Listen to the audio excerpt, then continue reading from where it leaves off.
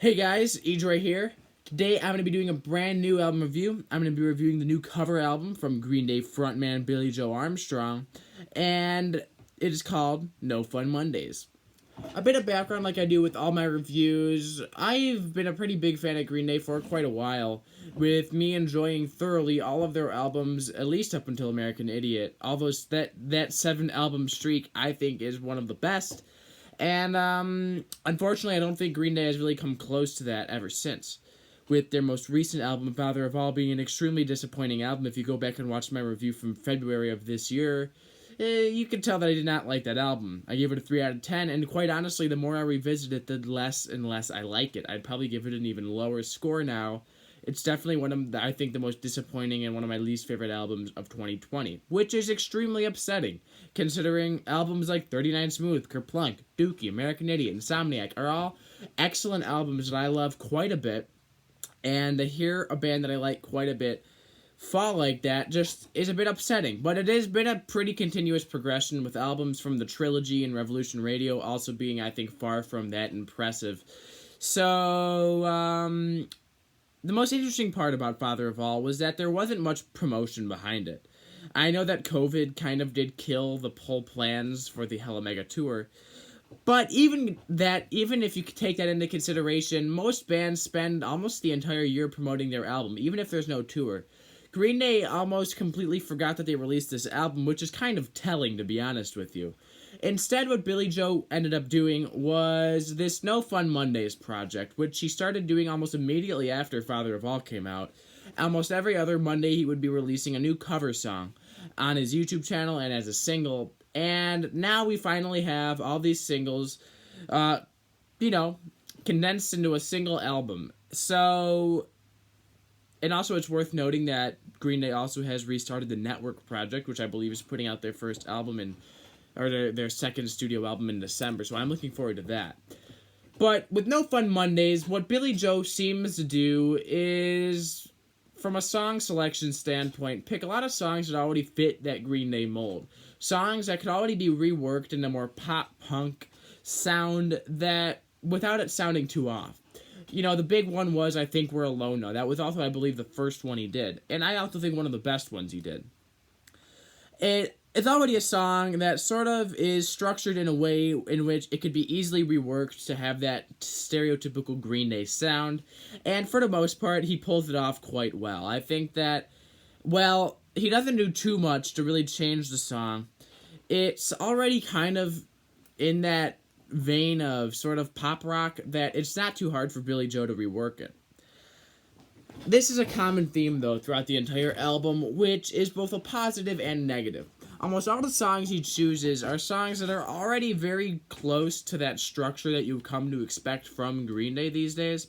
So when he reworks the songs to sound a bit more Green Day and a bit more Billie, they kind of do work, because they already have that typical progression, that typical catchy chorus. They're very pop-friendly songs that could be easily reworked to that Green Day formula. And for the most part, on almost every song here, it works. One of the other songs that I think worked quite well was Manic Monday. It was a song that I think ended up coming across quite good, because it already kind of feels like a Green Day song. Once you hear it with those chugging power chords and that signature Billie Joe vocals, you almost forget that it's even a cover. Now, let me get a bit more critical here, though. Even though I do think that for the most part the song selection was okay, they fit the style of the band, they fit Billie Joe's vocals and this style quite well, Billie fails to really do much to these songs that really makes them that unique. I mean, and I Think We're Alone Now, he almost does it note for note as the original 60s version of the song. Manic Monday, the same. Kids in America, the same. And the Things You Do, the same. So for the most part, even though I think that these songs do translate well into that Green Day formula, that pop-punk sound, he doesn't really do much to these songs that really makes his cover that unique or that interesting. After all, he's kind of just playing it note for note. And, well, he does a pretty solid job doing that. It doesn't sound like anything that's going to be that remembered in the future. For example, I am not a fan of the Tiffany cover of I Think We're Alone Now. But, to be fair, it is a very unique take on the song that really does leave a lasting impact on a lot of people. Billie's cover, well, it does do the song justice. It doesn't really leave much to be interpreted. It's sort of just, I think we're alone now. There's not much else added to it to the point where it sounds anything unique or innovative. And this comes up time and time and time again, with many of the songs on here just feeling like Billie doing what Billie does best. His stereotypical vocals with his usual power chords and sound. And on a production standpoint, I was left somewhere in the middle here. I wasn't left totally horrified by the production, but to me it just sounds like anything that he did with the long shot. It sounds like it's produced out of those same sessions. It even at some point sounds like it's produced from the same sessions as the trilogy, which I know it's not, but that's not really a compliment because the trilogy was not that well produced of a project. And for the most part, I don't have too much else to say here other than the fact that Billie doesn't really add too much to these songs other than that Green Day flair. He doesn't really change anything up. He doesn't really offer much to the table. However, for the most part, he does execute most of these covers quite well, even though they just kind of follow suit with the original arrangements. He does it well, but he doesn't add much to it. He doesn't add anything that's that impressive. And the only song that I think was really, I didn't like that much was Amico. I didn't think Billie trying to do this more Hispanic thing worked that well. And I will think the ones that worked the best were, I think We're Alone Now, Manic Monday, Kids in America worked out pretty good. But overall, I was just left somewhere in the middle. I was left with a very, very average tone on this album. I don't think it was the most impressive thing I've ever heard, but I also don't think it was the worst thing I've ever heard.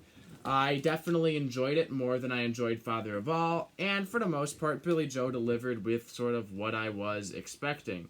At the end of the day, I have settled on giving this album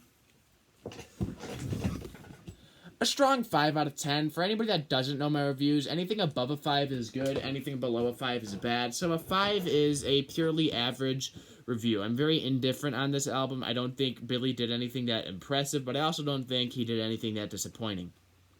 So at the end of the day, No Fun Mondays by Billie Joe Armstrong, I think it's a strong 5 out of 10.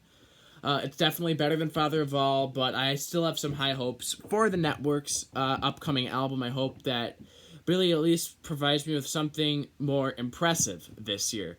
That being said, Billie Joe Armstrong, No Fun Mondays, 5 out of 10. Goodbye.